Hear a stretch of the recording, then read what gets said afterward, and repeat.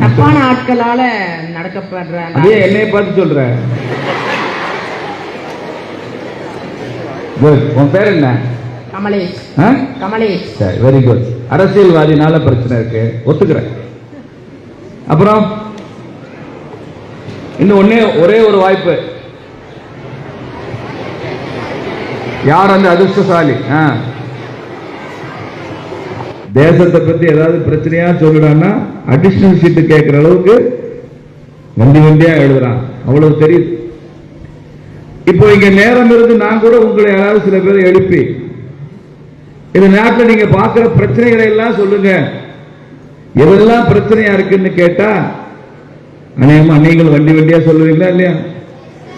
ஒரு சாம்பிள் பார்க்கலாமா? ஒரு நிமிஷம். நீங்க யாரு 8th ஸ்டாண்டர்ட் படிக்கிறீங்க? அதுல யாராவது ஒருத்தர் எந்திரிச்சு ஒரு கருத்து சொல்லுங்க, இந்த நாட்டில் என்ன பிரச்சனை இருக்கு அப்படின்னு ஒரே ஒரு கருத்து. சரி, 8ஆம் கிளாஸ் மாணவர்களுக்குலாம் லாயக்கு இல்லை. 7ஆம் கிளாஸ்ல யாராவது சொல்லுங்க பார்க்கலாம். 7th ஸ்டாண்டர்ட்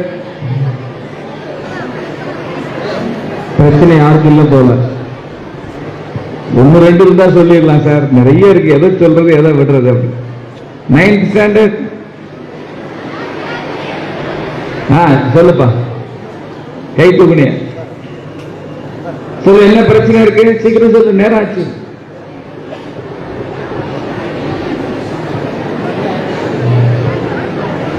டென்த் ஸ்டாண்டர்ட்ல யாராவது சொல்லுங்க, யாராவது சொல்லு. 10th standard. 11th ஸ்டாண்டர்ட்ல யாராவது சொல்லுங்க.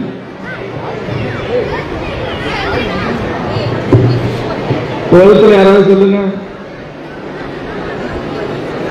முன்னால வா கண்ணு, வா, கை தட்டு ஜோரா.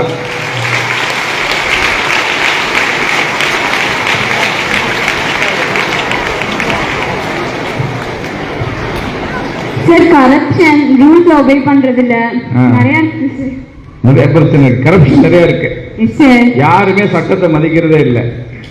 உன் பேர் என்னப்பா? சந்தியா. சந்தியா, குட். நீ சட்டத்தை மதிக்கிறியா? சரி, வெரி குட். சந்தியாவுக்கு ஒரு பாராட்டு. இந்த பக்கம் ஆம்பளை பசங்கள யாராவது சொல்லுங்க. இல்ல, கேள்வியை மாத்தி கேட்கிறேன். ஆம்பளையா இருந்தா எந்திரிச்சு சொல்லுங்க. ஆம்பளை சிங்கம், அவர்கிட்ட மைக் கொடுங்க. நம்ம நார்மலா இருக்கிறத மெடிக்கல் ஸ்கேம்ல நம்ம நார்மலா இல்லன்னு காமிக்கிறது தான் மெடிக்கல் ஸ்கேம். Medical scam. நீ போயிருக்க டெஸ்டுக்கு?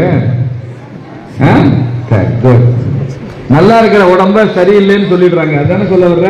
சரி, அவர்கிட்ட கொடுங்க, அந்த தம்பிட்ட.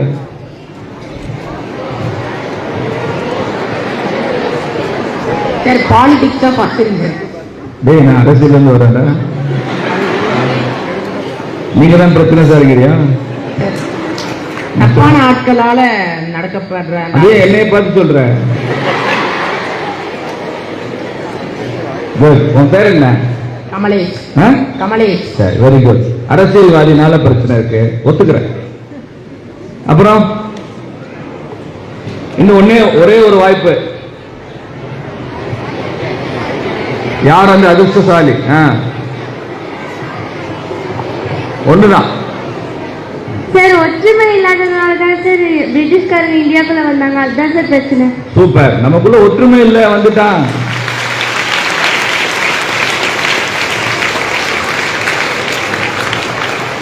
வாவூசியை செக்கிழுக்க சொன்னவன் தானே வெள்ளக்காரன். செக்கிழிச்ச வச்சவன் இந்தியன் தானே, செக்கிழுக்காட்டி அடிச்சவன் இந்தியன் தானே, இல்லையா? குட். இது லாஸ்ட் வச்சுக்கலாமா? சொல்லு, வீரம் வருது எல்லாருக்கும், சொல்லு. சார், நம்ம வந்து இப்போ நம்ம நிறைய பண்ணுறோம், நமக்கு நிறைய எக்ஸ்ட்ரா டேலண்ட்ஸ் இருக்குது. பட் அது வந்து யாருமே மதிக்க மாட்டேங்கிறாங்க. நமக்கு டிகிரியில் இருந்தால் தான் நம்ம எக்ஸ்ட்ரா டேலண்ட்ஸ் எல்லாம் கொண்டு வர முடியும் அப்படின்னு நினைக்கிறாங்க சார்.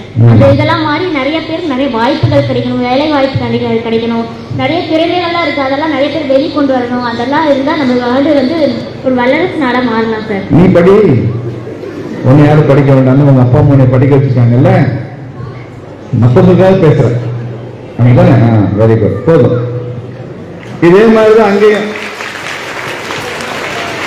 பிரச்சனையா சொன்னாங்க. இப்ப அதெல்லாம் வாங்கி வச்சுக்கிட்டோம்.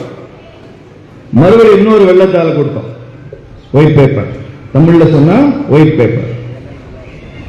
அவன் பார்த்தா இப்பதான் சார் எழுதி முடிச்சா மறுபடியும் தர்றீங்களே, இவ்வளவு நேரம் பிரச்சனையா எழுதுனே இல்லை தம்பி, நம்ம நாட்டில் என்னெல்லாம் பிரச்சனை இருக்கு, அது நல்ல, இது நொட்டை, இது சரியில்லை, இது பிரச்சனை, இது வழங்காது, இது உருப்படாது, இந்த நாடு நாசமா தான் போகும், எல்லாம் எழுதிருந்தான்.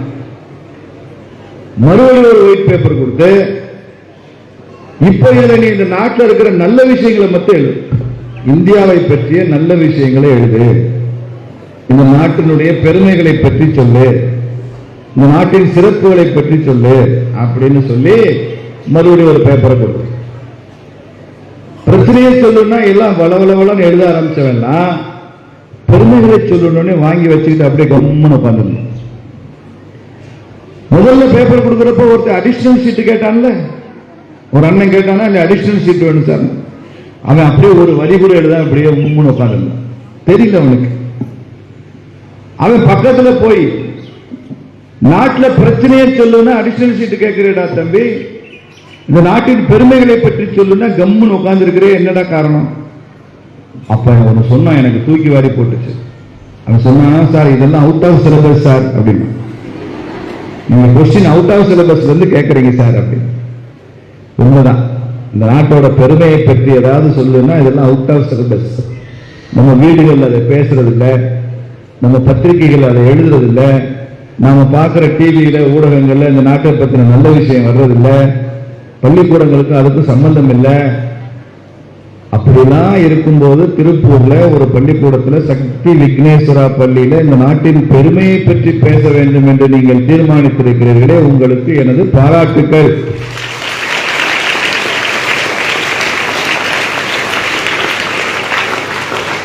இப்படி தமிழ்நாடு முழுக்க எல்லா பள்ளிக்கூடங்களையும் வருஷத்துக்கு ஒரு நாளாவது நாட்டை பத்தி நல்லபடியா சிந்திச்சா எதிர்காலம் எங்கேயோ உச்சத்துக்கு போய்விடும்.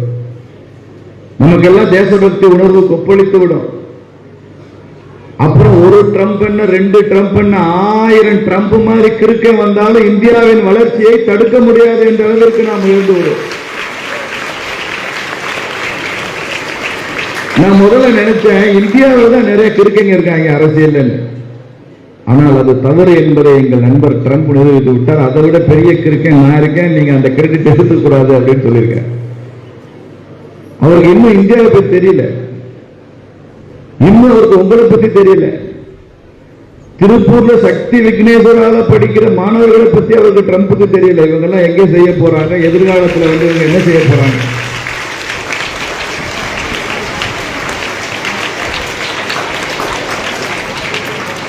ஒரு 15 ஆண்டுகளுக்கு முன்னால, மறுபடியும் சொல்றேன், அமெரிக்காவினுடைய ஒரு பத்திரிகை